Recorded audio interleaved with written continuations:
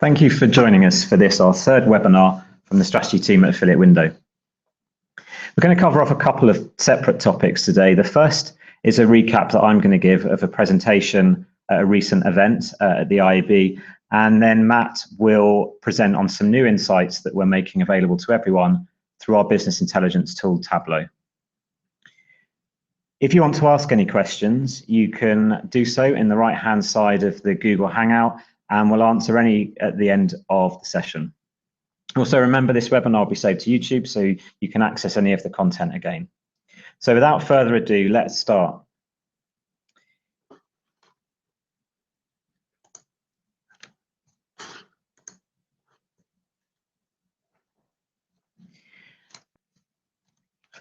So this is a presentation that was given at the recent performance marketing seminar held at the IAB's offices last month. The event was an opportunity for companies engaged in the performance marketing industries, broadly covering affiliate, lead generation, and some retargeting, to talk about how they're supporting advertisers' wider efforts to target consumers. From an affiliate window perspective, we wanted to look beyond the last click model that we still work to and showcase how affiliates support brand efforts in many different ways that our commercial model doesn't always recognize. There's a huge opportunity to explore the benefits that the channel can offer beyond sales on a spreadsheet, and the presentation is part of our wider network efforts to reshape the industry, something we're committed to doing in 2015 and beyond. With that in mind, let's look at what we'll cover in the presentation.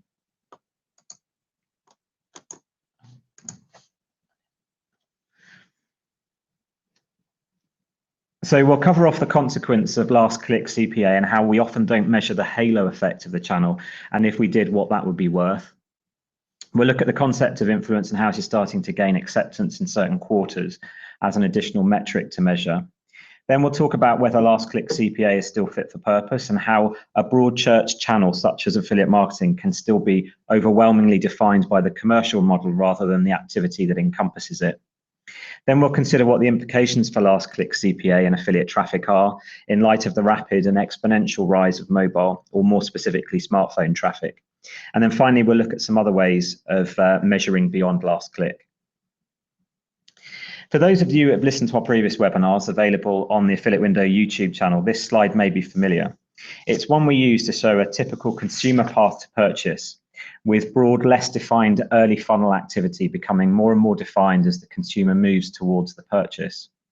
The sale on the right-hand side is a crowded place for affiliate marketers, and that isn't any particular surprise. It's this area that affiliates have to be present in to typically receive any financial or indeed general recognition for their contribution. It also means that while affiliates have become expert converters, consider that some cashback conversion rates can hit 50% click to sale, for example.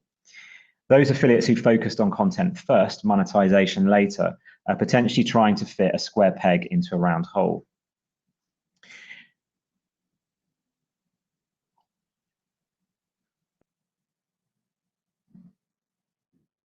Another way of looking at what I mean is when we consider what Affiliate Window affiliates drove in 2014.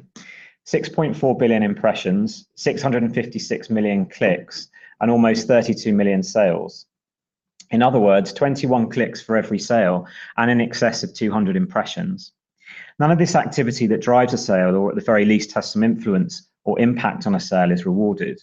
That is the nature of our industry, and the performance element of our channel, only paying for sales, is the part that has made us so attractive, encouraging more and more advertisers to invest in their campaigns. But we also need to recognize that the very affiliates that brands want to make up the long tail of their campaigns do not necessarily sit comfortably within the traditional cost per acquisition model. So with that in mind, what additional metrics should we consider? Well, that depends on what information we gather. Let's consider what is traditionally captured by affiliate networks versus what is captured more widely. In channel, we know that typically affiliate sales are quite standalone. Around 4 in every 5 only involve one affiliate. Matt's going to cover off more of that a little bit later. But we also know that certain affiliate types, such as cashback, skew this. And there are differences between affiliate and sector. Price comparison and bloggers are two such categories who are more likely to be early funnel and therefore may find more of their traffic overwritten.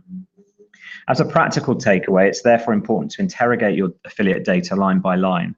Some of the reports that Matt will mention at the end of the webinar will help our clients do that. Secondly, let's consider out-of-channel information. So this is the information that incorporates all the other channels that an advertiser may be working with. One of the challenges for affiliate networks is to encourage advertisers to share this with them. One of the benefits of some of the new affiliate window technology that we've launched this year is that we actually capture a great deal of this information in the background. So it sits within our database anyway and allows us to carry out wider influence pieces around what affiliate activity, how affiliate activity impacts or is impacted by other digital channels. It's certainly true, however, that affiliates generally don't see this info, and if they did, they would see how significant their traffic is in terms of it being overwritten. Now, for channels whereby you're buying the traffic, clicks, impressions, this obviously matters less because they may be impacted from an attribution point of view, but the payment for their contribution still has to be made. Affiliates obviously don't benefit in the same way, again, being positioned around the sale. Therefore, allow your affiliate network to track this activity and carry out their own analysis in conjunction with you. Let's look at a practical example of how affiliates' influence isn't necessarily reflected in the payment model we use. So Topshop's a fantastic brand. It's beloved of bloggers, and they've really engaged a long tail of great content sites that many programs would dearly love to see on their campaigns. Here I've taken 5 decent sized sites, all who give coverage to Topshop and have engaged readerships who are clearly, as this comment from one of them suggests, influenced by the content. Yet when we consider what percentages of sales those affiliates convert, they have an involvement in within the affiliate channel, we can see that it's about 68%. So it's certainly not awful, it's below our average, and there's an obvious 32% of influence that isn't rewarded on our last click CPA model. But let's consider those same 5 affiliates when we assess all channels. So we look at all of that, the digital data, so paid search, direct to site, display, email, etc. Every other sale that they've been involved in some capacity. So what is the last click contribution then? Well, it's actually just 10%. And to give you some financial context to that, let's scale it up by taking an average order value for Topshop and the 90% of sales that they didn't convert, but they were involved in. And we can see the revenue they influenced in some capacity for which they received no financial reward, £24,500. That's just 1 month's worth of data for 5 content affiliates. It's clear that affiliates are helping to generate significant revenue that our last click CPA model isn't acknowledging. Here's some evidence of what bloggers drive for Topshop from both a branding and awareness point of view. I mentioned that they have a strong blogger base, and that's evident from a lot of these screen grabs. With that in mind, they embarked on a specific project aimed at targeting this important section of their affiliate campaign. Now, they have a specific bloggers hub for content distribution. They offer additional payments that are related to conversions and supplement the CPA. They also issue vouchers for bloggers to purchase clothing from the store that they want to review. And they also involve teams from outside the acquisition teams within Topshop that our account management team will typically work with. So taking that influence piece as a concept, what would be the checklist? What would be the things that we would be looking to measure?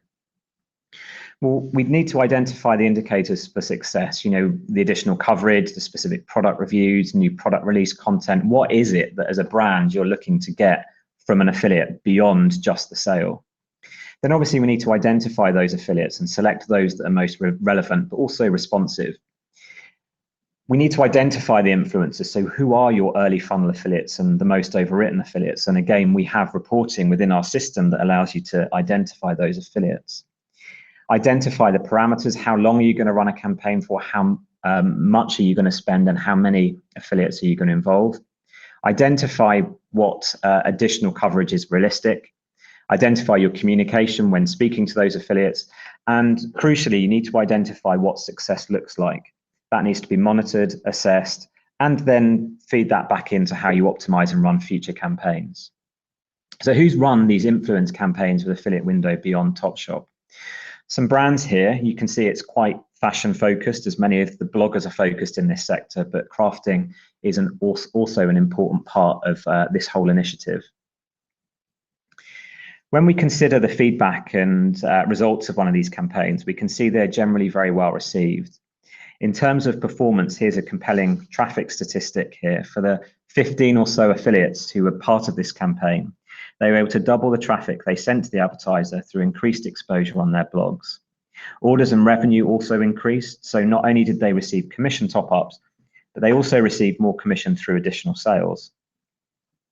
What's more, we actually found their conversion rates improved, so this performed the double whammy of more engaged consumers, buying more and accessing more content. A true win-win, and all for a relatively small increase in the amount of commission. Obviously, it's key that ROI is maintained, but in this instance, we're talking about sites whose performance is critical to the success of the campaign, yet are quite small when compared to the major voucher and cashback companies that they work alongside. Moving on, it's important we consider other challenges that the changing digital landscape is throwing up and how that impacts on how we assess affiliate influence. Mobile's growth has been well documented. Affiliate Window published monthly updates in the strategy newsletter, as well as a full quarterly overview of numerous important mobile, tablet, and smartphone trends. As you can see here, sales generated via tablets and smartphones now stand at just shy of 40% through the network, with smartphones accounting for about 1 in 6. With around 16,000 smartphone sales a day, what impact is that having on the network's performance? Well, an interesting way to look at it is to understand what the ramifications of people surfing and transacting through different devices are. So let's consider some data here from a big high street retailer that we work with. They typically convert at around 14%, as you can see here, via sort of standard desktop traffic. Their average order value, again, you can see here through the same devices, is around about £66, leading to an earnings per click, an indicator for affiliates of the potential earnings that they can expect, of around 40 pence for every click. You can see how that compares to tablet next to it. A lower average order value, a lower conversion rate, leading to a reduced EPC of 26 pence. And then consider smartphones with a much reduced conversion of just 5% click to sale, a lower basket of £40, resulting in just 8 pence for an EPC. I don't think any of us would jump to the obvious conclusion that smartphone interactions are therefore worth 1/5 of a desktop, but the earning potential being much lower indicates that something is happening that we need to acknowledge, and we need to understand whether it is reflected in our last click CPA payments. So let's rewind back to those 5 affiliates I talked about earlier when discussing Topshop. What we do know, in addition to their influence, is that they over-index on mobile. So they generate about a quarter of their sales through handsets compared to the network average of 17%, which is a 50% hike on our standard network figures. We also know that fashion over-indexes on smartphones more generally.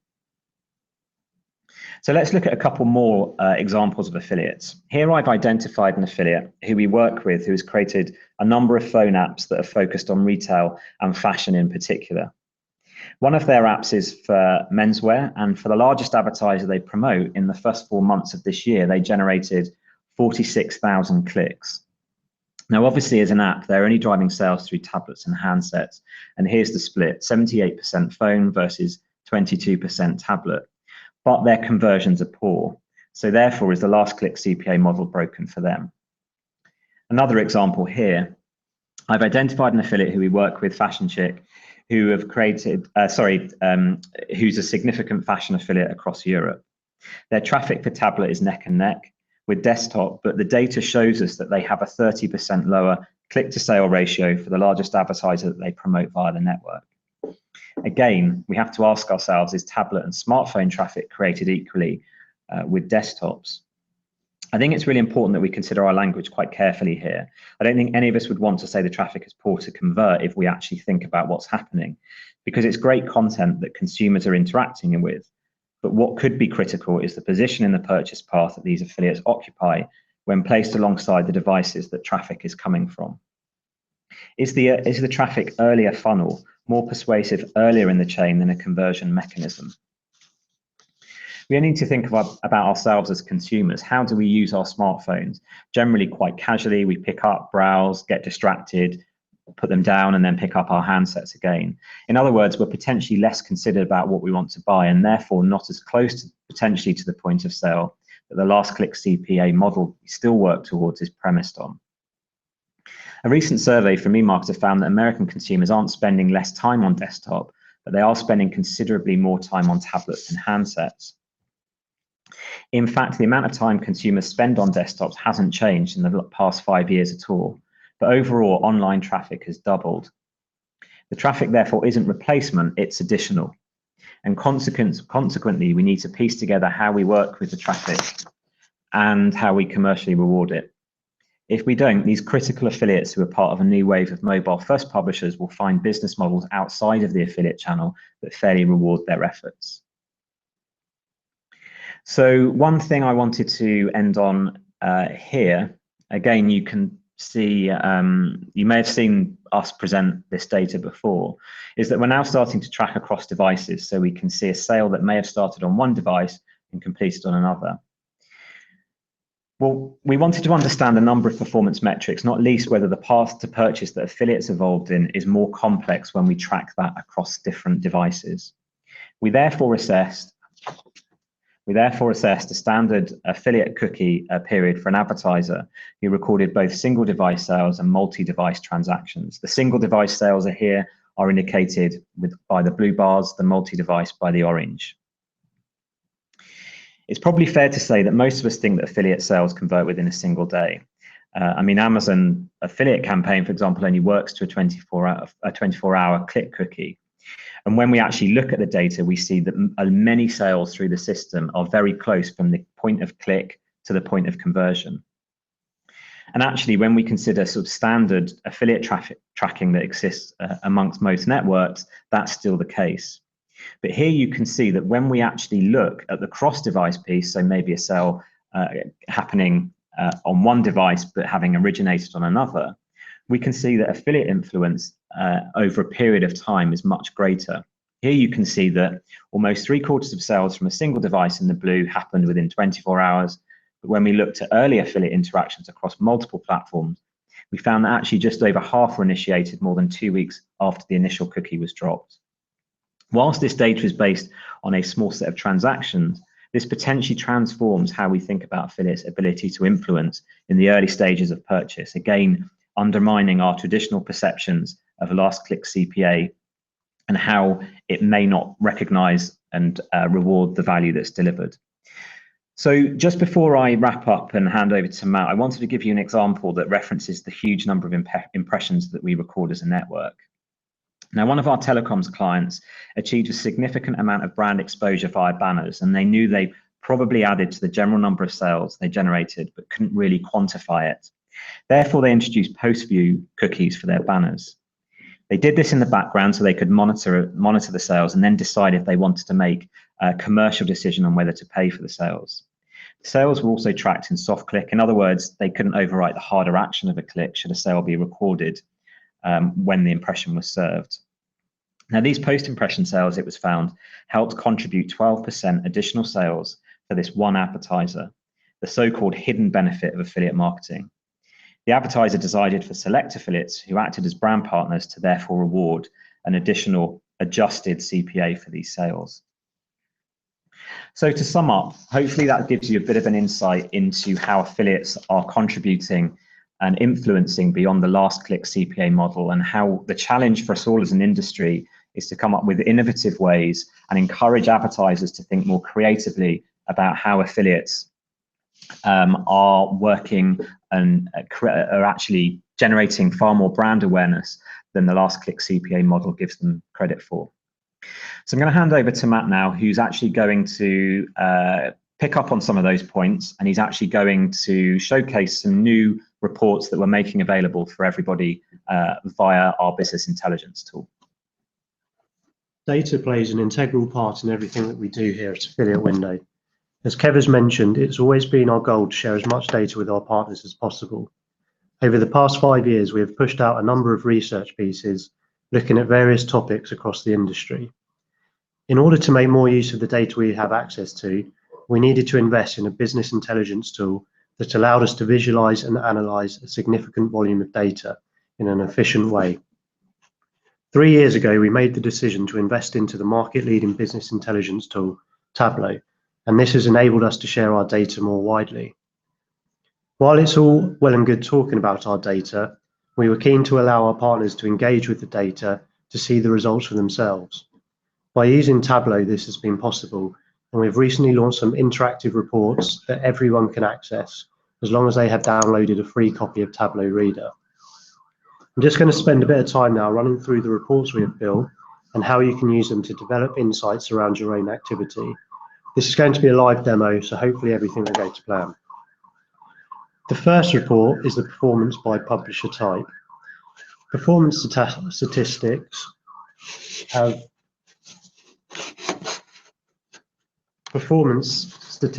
always been an essential part of an affiliate network's offering.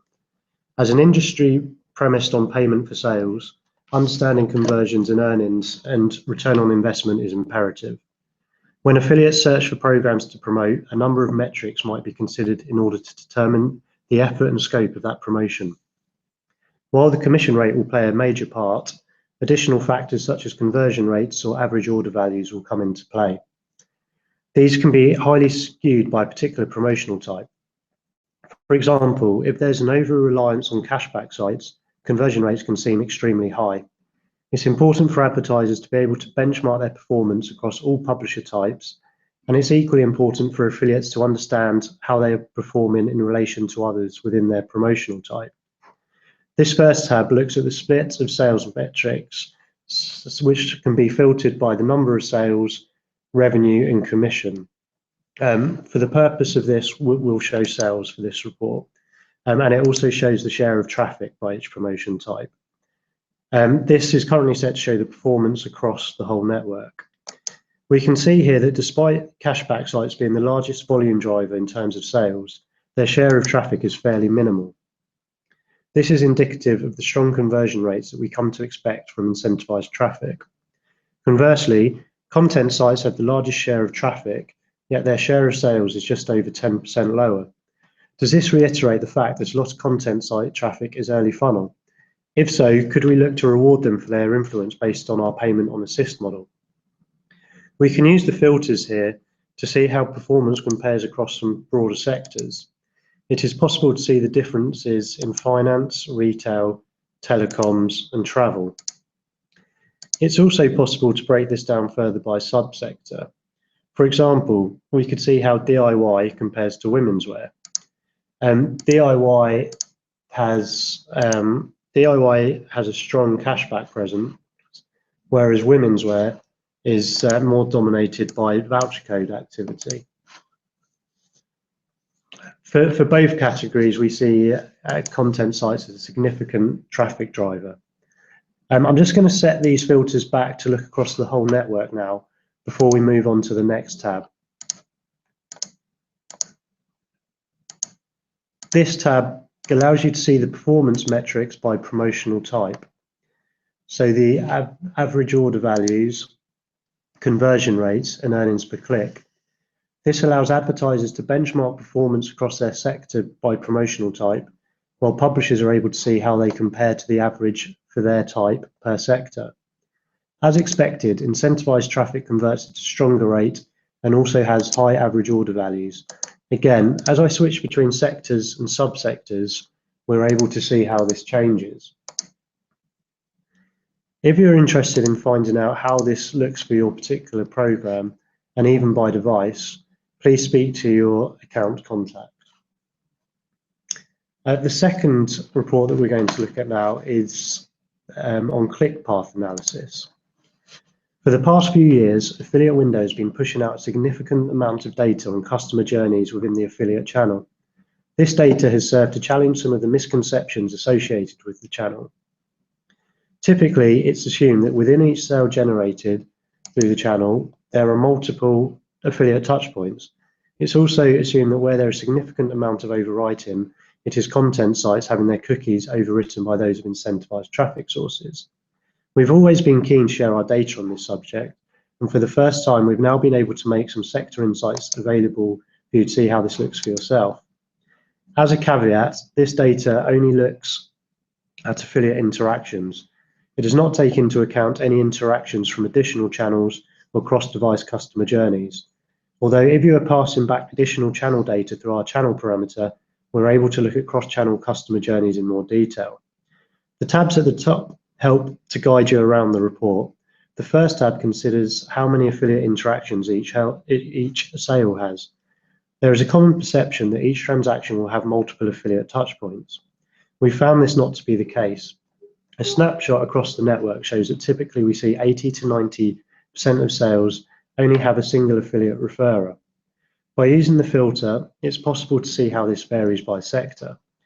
For example, we see more affiliate interactions in fashion retail than we do when looking at electricals.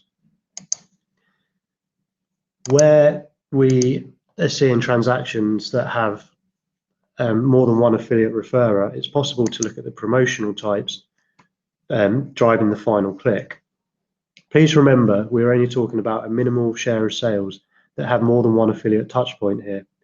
It's no surprise to see that final click in multi-interaction sales is typically incentivized traffic sources. With their business models primed around converting the customer, it's not surprising to see them convert a high proportion of multi-interaction sales. Again, this will vary by sector and indeed individual advertisers. Following on from this, we can take a look at the promotional types that are typically winning and losing in multi-interaction sales. The winners being the promotional types that are converting, and the losers, those that are being overwritten. For each sector, you can see similar trends, e.g. the promotional types that are winning most often are also losing most often. This is indicative that the overwriting of affiliate cookies is typically amongst the same promotional type. For example, price-conscious savvy shoppers are more likely to compare the offering across 2 voucher code sites before completing their purchase. We can explore this in the next tab. If we select the promotional type as voucher code, on the majority of occasions, it's a voucher code site overwriting another voucher code site. It's typically another voucher code site that's being overwritten.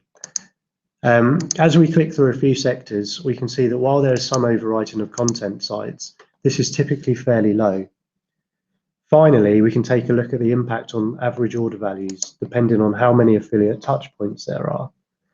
While some sectors do not display much variation in average order values, in electronics, we tend to see the more interactions, the higher the order value, peaking at 5 interactions before dropping off again. This is a good indication that for more considered, higher value purchases, there is a lot more research that crosses a number of affiliate sites. Please note that this data is just a small snapshot of what activity across each sector looks like. If you'd like to see how this data looks specifically for your program, this is available on request. When looking at data for an individual program, there will be more detail in terms of the actual affiliates that are impacted, as well as just the crossover and promotional type. By really understanding this data, it's possible to look at additional ways to reward affiliates that are effective at influencing but not converting. The payment on assist model that Kevin mentioned was born out of this data. Please speak to your account contact or drop us an email on strategy@affiliatewindow.com if you're interested in finding out more. While the previous 2 reports are currently available to view on our blog, I also wanted to give you a quick snapshot of a report that is not currently live. This location report takes a snapshot of a day's worth of transactions across the network and plots them by location. As you move the slider across to select the minimum or maximum number of sales for a city, you'll see the number of locations reduce. The larger the dot, the greater the volume of sales. The pie chart in the top right shows the breakdown by device for the network, while the bar chart shows the share of sales for each promotional type. Clicking on a particular device type will update the chart below to show the split of publisher type for that device. For example, we can see that 31.7% of sales are generated by cashback sites when looking across all devices. But if we focus specifically on smartphones, we can see that the largest driver of sales changes to discount code sites, with cashback dropping to a 17% share. By selecting a certain location on the map, we can see what the breakdown is for that particular location. If we take the largest region by sales, London, the charts update to show the split of sales by device, as well as the AOV and share of sales by device for each promotional type. By clicking on a device in the pie chart, the rest of the charts will update to report just on sales through that particular device. For example, if we select smartphone, we can see that discount code sites drive the most sales, but loyalty sites have the highest average order value. By clicking back to the sales snapshot, this will give you the overview for the location that you had previously selected, and you're able to pick another location. The views that we just looked at were for the whole network, but as with the other reports, this can be filtered to show the data by a particular sector. So the first two reports that I ran through are available, and the third one will be available shortly. These are available to everyone, irrespective of whether you are currently working with us. You'll just need to download a free version of Tableau Reader from the Tableau website. Please see the affiliate window blog for more details of the reports. So that's it from us today. Thanks for taking the time to listen in. If you'd like to sign up to receive our monthly newsletter, please email us on strategy@affiliatewindow.com and we can get you signed up to receive that. And please do keep an eye on our blog for details of our next webinar. Thanks very much.